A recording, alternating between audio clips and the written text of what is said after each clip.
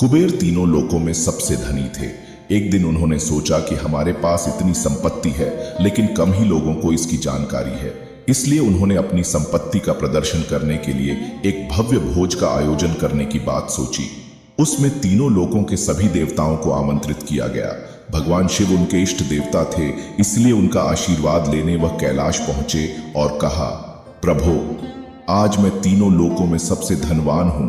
यह सब आपकी कृपा का फल है। अपने निवास पर एक भोज का आयोजन करने जा रहा हूं। कृपया आप परिवार सहित भोज में पधारने की कृपा करें।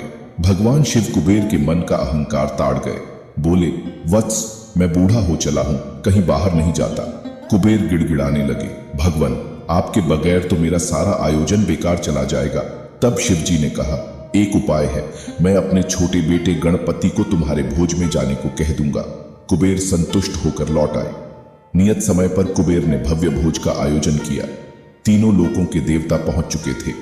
अंत में गणपति आए और आते ही कहा, मुझको बहुत तेज भूख लगी है, भोजन कहाँ है?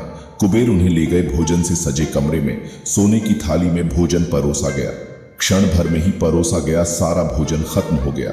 दोबारा खाना परोसा गया, उसे भी खा गए। बार बार खाना परोसा जाता और क्षण भर में गणेश जी उसे चट कर जाते।